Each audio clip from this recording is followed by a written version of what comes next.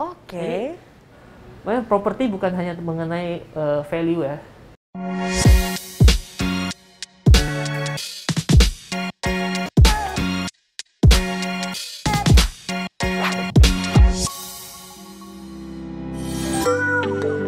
Hai Property People, apa kabar? Senang sekali kembali saya Angie Aditya masih di 123 Pro Tips. Dan seperti biasa hari ini kita akan share tentang tips dan trik untuk menjadi seorang agent yang keren, yang luar biasa dan yang pastinya juga istimewa. Karena di samping saya juga sudah ada agent yang sangat istimewa sekali. Ini ada Stanley dari Principal Prop to Go. Apa kabar Stanley? Halo, thank you Bu. Thank you. Hari ini. Kali kita seneng banget tentunya Stanley bisa hadir dan kali ini tentunya Stanley ini memiliki hashtag ya atau tagline. Tagline-nya itu adalah Penthouse Agent. Wow. Dari tagline-nya aja kita bisa tahu apa yang dijual sama Stanley. Oke, tapi sebelum kita ngobrol-ngobrol, apa aja yang dijual sama Stanley, kita ngobrol tentang Stanley-nya dulu deh. Boleh. Stanley boleh dong sedikit diceritain kalau Stanley ini mengawali bisnis properti itu dari kapan?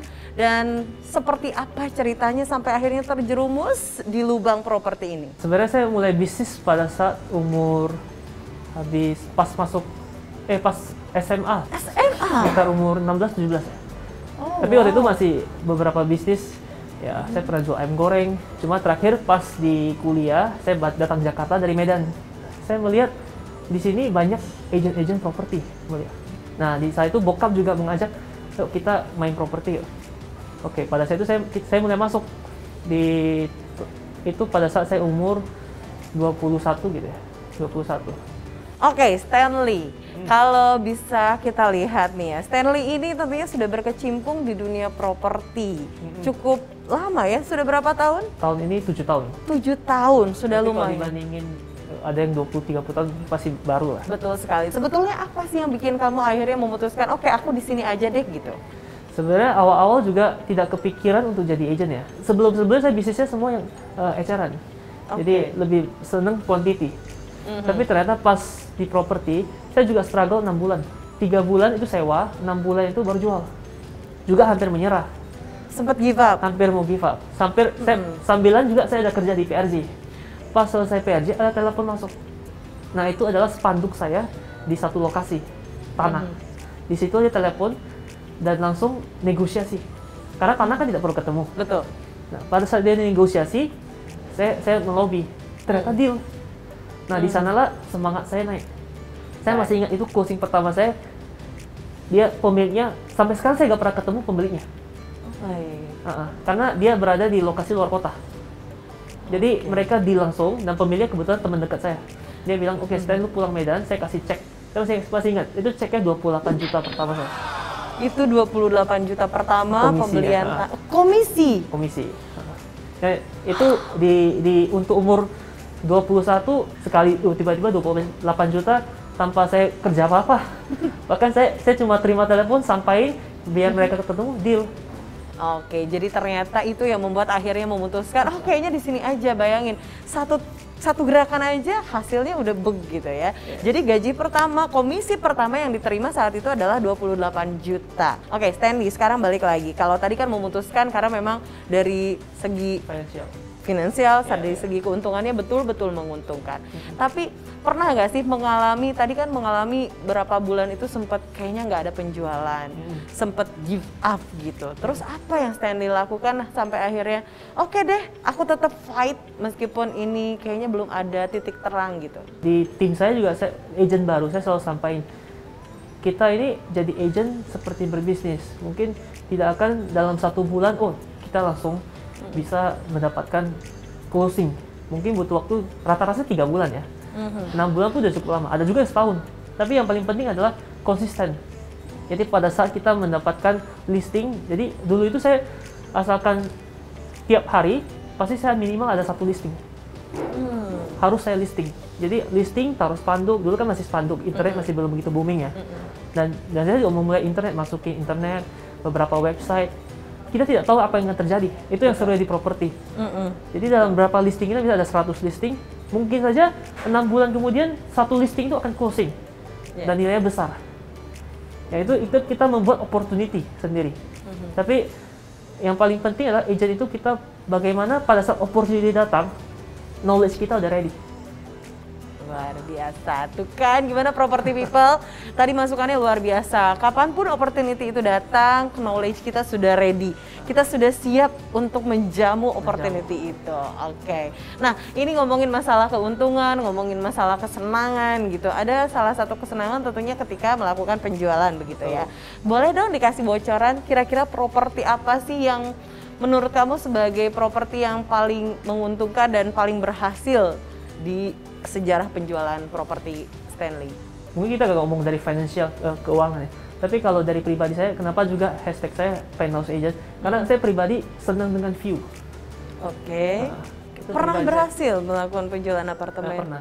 Pernah, oke. Selain apartemen penthouse yang berhasil dijual, mungkin ada properti lain yang paling menurut kamu tuh properti termewah yang berhasil kamu jual selama 7 tahun ini? Satu hotel lah. What?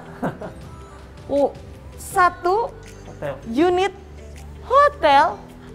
Wow, di usia yang masih sangat muda, Stanley ini berhasil melakukan penjualan satu unit hotel. Memang ternyata untuk menjadi seorang agent itu nggak pandang bulu ya, nggak bisa dilihat senior, junior, kapanpun opportunity itu datang, memang Stanley lah rezekinya gitu dapat. Boleh sedikit cerita, kok bisa sih ngejual hotel? Gimana ceritanya? Penjualan menurut saya, properti itu mau nilai besar, nilai kecil, lebih susah brand nilai kecil. Oh gitu. Karena lebih ribet.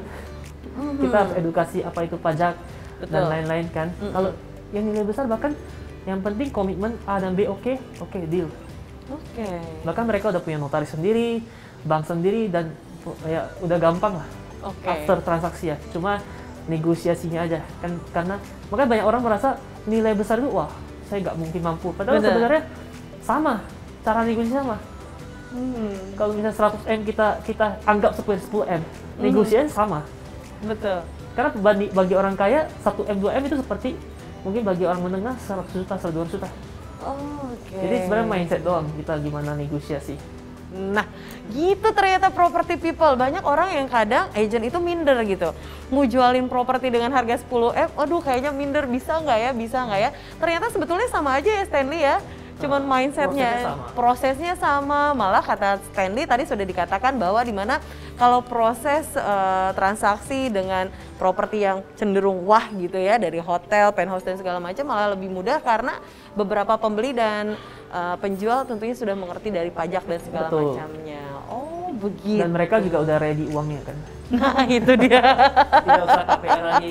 Maksudnya mau KPR atau KPR mau setor pun cash bisa. Nah itu dia. Gitu. Ternyata lebih enak jual yang wah ya. Iya, tapi tanda kutip. Ada sebenarnya plus minus ya.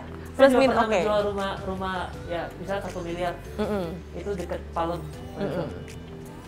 Dan itu juga sebuah cerita menarik. Karena rumah tersebut pada saat saya jual itu pembeli sampai berterima kasih banget. Kenapa? Karena dia tidak bisa dapat KPR, dia udah pengen rumahnya, dan saya bantu dia gimana sampai dia bisa mendapatkan KPR-nya. Oke. Makanya properti bukan hanya mengenai value ya. Oh oke. Jadi memang menjadi seorang agent itu is not only about the komisi gitu ya, tapi juga berbicara tentang mewujudkan mimpi seseorang. Betul. Oh begitu. Dan sebenarnya yang paling susah di agent properti itu dites bukan pada saat bisa menjual tidak, tapi benar-benar profesional dites pada saat setelah closing. Setelah closing Kan pasti ada masalah A, B, C, D. Bagaimana mereka solve? Oke. Nah, jadi misalnya notarisnya, oh ternyata ada masalah di pajak, ada masalah di surat-surat. Nah itu gimana kita solve? Jadi ya sebenarnya di tes itu di belakang. Nah kita mau tahu deh gimana sih caranya biar solve gitu? Mungkin bisa di-share triknya, tipsnya? Banyak sih, misalnya contohnya kemarin ada jual beli, dia begitu deal ternyata lift mau diambil. Kan kadang kita jual berserta dengan lift. Pembeli taunya ada lift. Kadang bisa terjadi hal-hal miss seperti ini. Nah, jadi ya gimana kita ngomong ke pihak A, gimana kita ngomong ke pihak B agar menemukan titik tengah. Oke, jadi menarik sekali ya. Nah, begitu property people ternyata menjadi seorang agent itu gampang-gampang susah ya. Betul. Tapi sekali lagi kalau tadi Stanley ini luar biasa sekali bahasanya. Bahwa menjadi seorang agent itu perlu diingat bukan hanya tentang komisi tapi juga tentang mewujudkan mimpi seseorang begitu. Nah Stanley, sekarang ini kan banyak property people nih yang masih ragu untuk menjadi seorang agent. Sementara Stanley sendiri di usia yang masih sangat muda sudah teguh gitu pendiriannya untuk menjadi seorang agent. Boleh nggak sih di-share ke para property people di seluruh Indonesia yang menyaksikan acara hari ini biar pendiriannya tuh sekuat Stanley gitu? Emang semua tergantung passion ya. Saya juga ada beberapa agent walaupun di setahun ada closing, tapi kadang kan juga bisa boncos ya. Terlebih di masa COVID ini kan banyak agent berbalik lagi. Muter arah. Sebenarnya kita harus trust pada diri kita sendiri. Jadi kalau kayak momen sekarang properti kan ya kalau semua pakar bilang kan harusnya udah naik cuma karena COVID kan. Betul. Kita harus mupuk itu. Di saat krisis begitu juga tambah terus listing kita di website agar pada saat tadi udah market udah datang kita udah ready. Nah itu dia berarti ya nanam benih aja dulu ya. Benih aja. Tuh, nah yang pastinya tapi sebelum itu kan sekarang ini juga perlu diinformasikan property people bahwa Stanley ini sudah berhasil membangun perusahaannya sendiri, Prop2Go. Apa sih yang memutuskan kamu sampai akhirnya oke, aku bikin perusahaan sendiri deh, nggak gabung di company lain? Sebenarnya Prop2Go pada saat saya dirikan itu setahun setelah saya main properti. Karena mungkin karena saya masih muda, saya bilang ke partner saya, kebetulan bokap saya. Saya bilang saya punya mimpi. Nah, dimana di luar jualan saya mimpi membangun sebuah perusahaan. Dan itu kita try. Kenapa namanya Prop2Go? Karena property to go. Awalnya kita suka jual, explore properti baru. Terus itu juga kenapa saya senang dengan properti. Saya orangnya gampang bosanan. Jadi kalau misalnya berada di satu tempat yang sama terus misalnya, saya tidak bisa.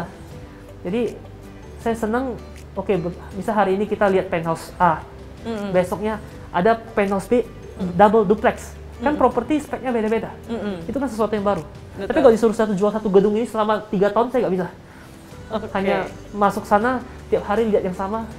Justru kan kita bisa mengeksplor hal baru. Jadi itu yang membuat kamu memutuskan untuk membuat sebuah perusahaan sendiri. Iya, namanya Property2Go. Property2Go bisa yang kemana-mana.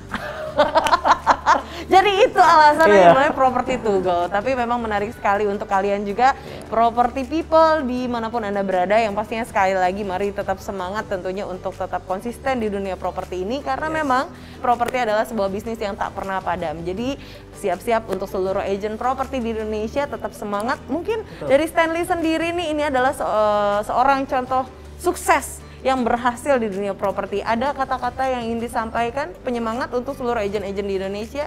Untuk agent-agent baru, kalau di tim saya selalu bilang yang paling penting adalah kita tetap memupuk listing terus. Jadi kalau saya selalu pakai perumpamaan supermarket. Kita kalau di properti itu agentnya siapapun, walaupun company-nya berbeda-beda, tapi sebenarnya kan yang diingat itu adalah agentnya. Betul. Dia mau jual produk di Pondok Indah, mau jual di Kelapa Gading, atau mau jual semua kayak IKEA.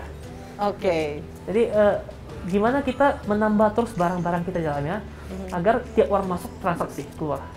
Cakep ini ya. Tapi ngomongin masalah listing, kasih tahu juga dong. Kalau zaman sekarang udah ngelistingnya beda ya. Nggak pakai iklan baris. Nah kalau Stanley sendiri media promosinya seperti apa? Nah justru saya berterima kasih kepada 99.co sama Rumah 123. Kenapa? Saya dari awal mulai saya udah pakai main website. Nah itulah yang membuat lead saya banyak. Nah itu dia ya. Jadi memang selalu melisting di portal 5123. Jadi buat kalian juga sekarang tentunya sudah tadi mendengarkan kiat sukses dari seorang Stanley. Jangan lupa untuk melisting produk-produk penjualan properti kalian di portal yang tepat, di mana lagi kalau bukan di rumah123.com. Stanley, terima kasih banyak, senang sekali aku bisa ngobrol-ngobrol, berbagi informasi, dan kalian juga para property people jangan lupa untuk like, subscribe, and komen YouTube channel dari Rumah 123. Kalau begitu saya Enci Aditya, sampai berjumpa di 123 Pro Tips selanjutnya. Dadah.